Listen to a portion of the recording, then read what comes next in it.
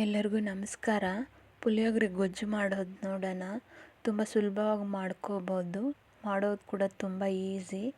ಇಲ್ಲಿ ನಾನು ಒಂದು ಹಿಡಿಯಷ್ಟು ಹುಣಸೆಹಣ್ಣು ತೊಗೊಂಡಿದ್ದೀನಿ. ಹಳೆ ಹುಣಸೆಹಣ್ಣು ತೊಗೋಬೇಕು.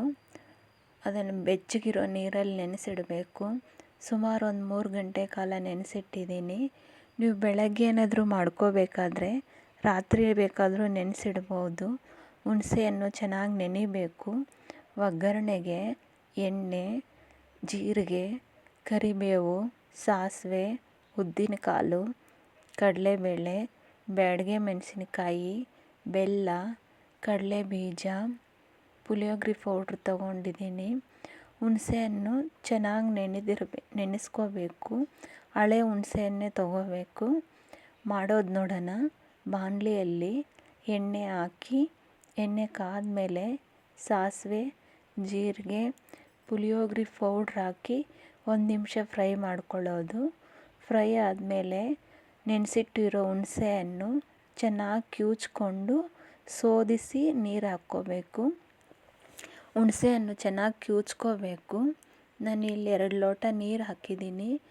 ಜಾಸ್ತಿ ನೀರು ಹಾಕಬಾರ್ದು. ಜಾಸ್ತಿ ನೀರು ಹಾಕಿದ್ರೆ ಜಾಸ್ತಿ ಹೊತ್ತು ಕುದಿಸ್ಬೇಕಾಗತ್ತೆ. ಇದು 1 ಲೋಟ ನೀರು ಆಗೋವರೆಗೂ ಚೆನ್ನಾಗಿ ಕುದಿಸ್ಕೋಬೇಕು.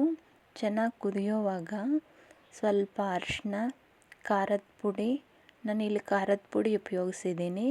ಖಾರದ ಪುಡಿ ಬದಲು ಒಣಮೆಣಸಿನಕಾಯಿ ಒಗ್ಗರಣೆಗೆ ಹಾಕ್ಕೋಬೋದು, ಚೆನ್ನಾಗಿರುತ್ತೆ. ಬೇಕಾದಷ್ಟು ಉಪ್ಪು ಹಾಕಿ ಚೆನ್ನಾಗಿ ಕುದಿಸ್ಕೋಬೇಕು. ಕುದಿಯೋವಾಗ ಕೊನೆಯಲ್ಲಿ ಸ್ವಲ್ಪ ಬೆಲ್ಲ ಹಾಕ್ಬೋದು. ಬೆಲ್ಲ ನಾವು ಹುಣಸೆಕಾಯಿ ತೊಗೊಂಡಿದ್ದೀವಲ್ಲ, ಅದರಲ್ಲಿ 1/4 ಭಾಗ ಬೆಲ್ಲ ಹಾಕ್ಕೋಬೇಕು. ಇದು ಸುತ್ತಲೂ ಎಣ್ಣೆ ಬಿಡೋವರೆಗೂ ಚೆನ್ನಾಗಿ ಕುದಿಸ್ಕೋಬೇಕು.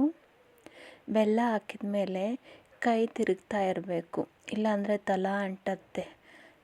ಕೈ ಆಡಿಸ್ತಾ ಇದ್ರೇ, ಇಲ್ಲಾಂದರೆ ತಳ ಅಂಟತ್ತೆ. ಇದು ಚೆನ್ನಾಗಿ ಕುದಿ ಬರಬೇಕು. ಬೇಕಾದರೆ ಇದನ್ನು ಕೂಡ 2 ತಿಂಗಳು ಸ್ಟೋರ್ ಮಾಡಿ ಇಟ್ಕೋಬೋದು, ಚೆನ್ನಾಗಿರುತ್ತೆ. ನಮ್ಗೆ ಬೇಕಾದಾಗ ಒಗ್ಗರಣೆ ಹಾಕ್ಕೊಂಡ್ರೆ ಪುಳಿಯೋಗರೆ ಗೊಜ್ಜು ರೆಡಿ ಆಗುತ್ತೆ. ಇದು ಚೆನ್ನಾಗಿ ಸುತ್ತಲೂ ಎಣ್ಣೆ ಬಿಟ್ಟ ಮೇಲೆ ಸ್ಟವ್ ಆಫ್ ಮಾಡೋದು. ಬೇರೆ ಪಾತ್ರೆಯಲ್ಲಿ ಒಗ್ಗರಣೆಗೆ ಬೇಕಾದಷ್ಟು ಎಣ್ಣೆ ಹಾಕಿ, ಎಣ್ಣೆ ಕಾದ್ಮೇಲೆ ಸಾಸಿವೆ, ಜೀರಿಗೆ, ಕರಿಬೇವು ಹಾಕಿ ಫ್ರೈ ಮಾಡೋದು. ಕಡಲೆಬೀಜ ಹಾಕಿ ಕೆಂಪು ಹುರ್ಕೋಬೇಕು. ಉರಿ ಕಡಿಮೆ ಇಟ್ಟೇ ಮಾಡಬೇಕಿದೆಲ್ಲ. ಕಡಿಮೆ ಉರಿಯಲ್ಲೇ ಒಗ್ಗರಣೆ ಮಾಡ್ಕೊಳ್ಳೋದು.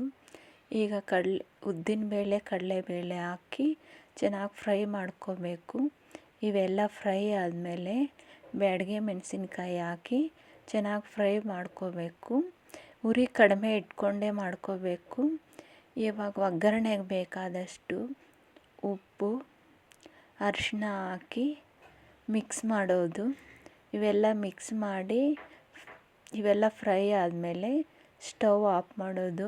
ಈ ಗೊಜ್ಜಿಗೆ ಸ್ವಲ್ಪ ಎಣ್ಣೆ ಜಾಸ್ತಿನೇ ಹಾಕಬೇಕು.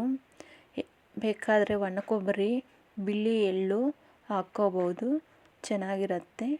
ನಾನು ಇಲ್ಲೊಂದು ಪಾತ್ರೆಯಲ್ಲಿ ಅನ್ನ ಆರೋಕ್ಕಿಟ್ಟಿದ್ದೆ. ಇವಾಗ ಹುಳಿ ಹಾಕಿ ಅನ್ನ ಕಲಿಸ್ಕೊಳ್ಳೋದು. ಇದನ್ನು ಕಲಿಸ್ದಾಗೆ ನಮಗೆ ಗೊತ್ತಾಗತ್ತೆ. ಉಪ್ಪು ಖಾರ ಎಲ್ಲ ನೋಡಿಕೊಂಡು ಕಲಿಸ್ಕೊಳ್ಳೋದು.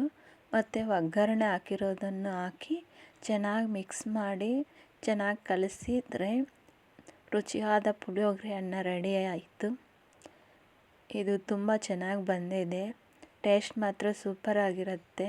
ಒಮ್ಮೆ ಟ್ರೈ ಮಾಡಿ ನೋಡಿ, ಕಮೆಂಟಲ್ಲಿ ತಿಳಿಸಿ. ಈ ರೆಸಿಪಿ ಇಷ್ಟ ಆದರೆ ನಮ್ಮ ಚಾನಲ್ಗೆ ಸಪೋರ್ಟ್ ಮಾಡಿ.